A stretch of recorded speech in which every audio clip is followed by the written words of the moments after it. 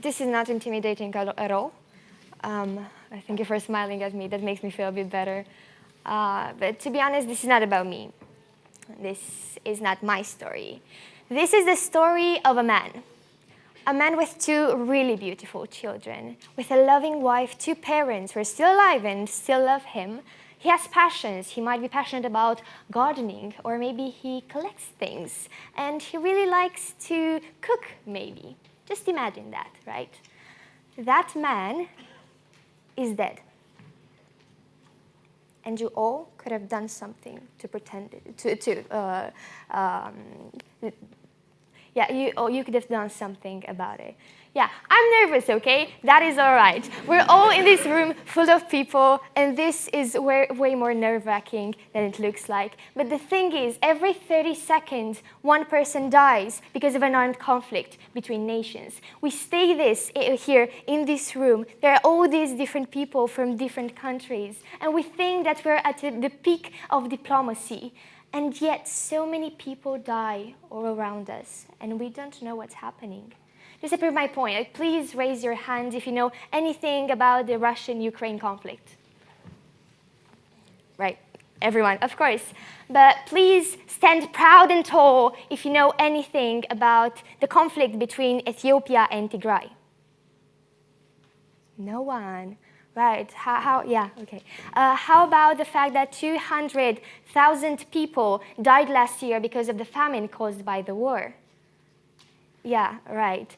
The thing is, we get so consumed by what's happening around us that we forget about the people who have more struggles that we don't know about.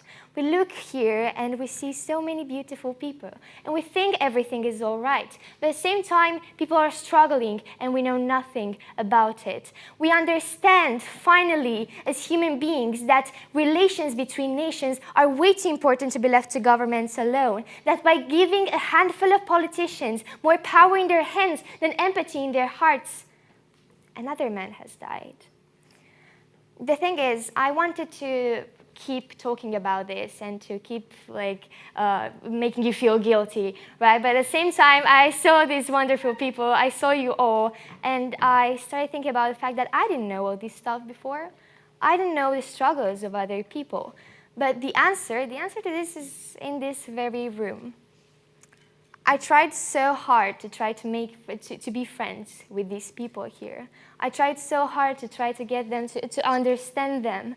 And when I finally got the answer to that, we are the representatives of our nations. We're the representatives of our countries. And at the same time, we exchanged ideas. We exchanged different perspectives. And that's what it is all about.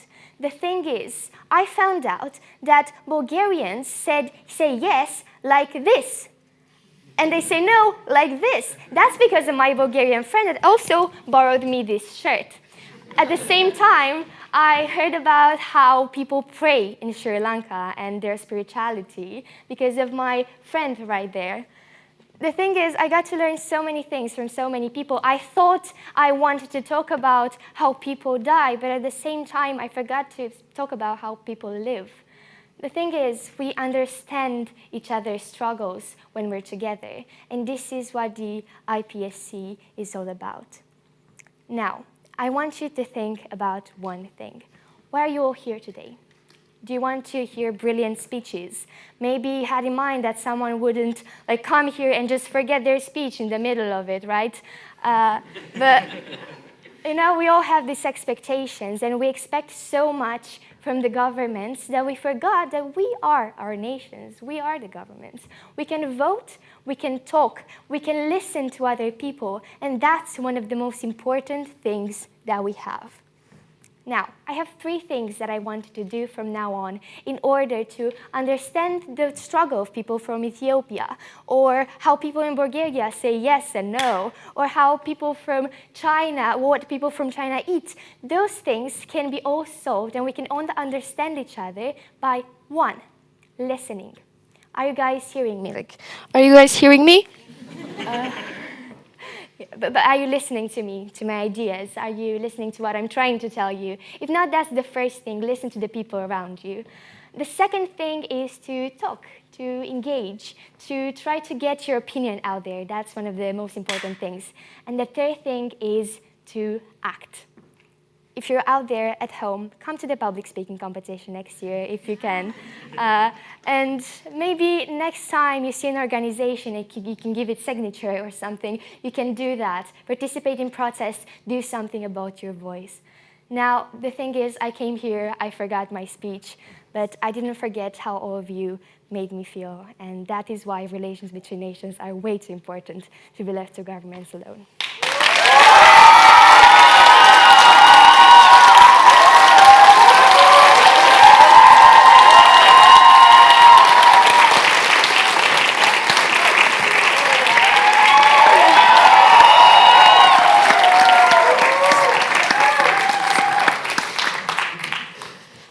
Thank you very much, Beatrice, for such a poignant speech.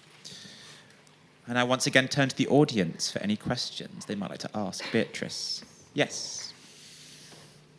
Oh, just there, I think. Wonderful. Thank you very much for that interesting speech. Finally, you did say there are three things: listening, getting opinion, and acting. Now, I would like to know how you youngsters with your powerful voices can help those thousands that you had mentioned, unknown to us, how you can help them. Yeah, so the thing is, you know how, because we know so much about different conflicts like Ukraine, or we know about the struggle of some people in our society, we take action, but that's because we know about it. And that's the first thing we have to do. People are not really informed. So I think the first thing, like the first step we have to take is telling people about these struggles, because most of us don't know, and that is okay. But what's not okay is to keep it to ourselves and to not do anything about it. So that's the first thing we should do. And the second thing is to try, when we're legal age to vote for the right people, speak our minds, be part of NGOs, be part of political parties if you'd like that. And I think that would be a really great start for us.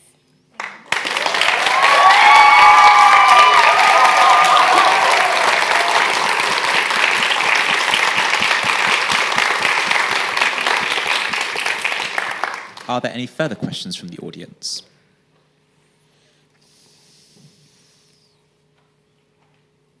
Perhaps just one more?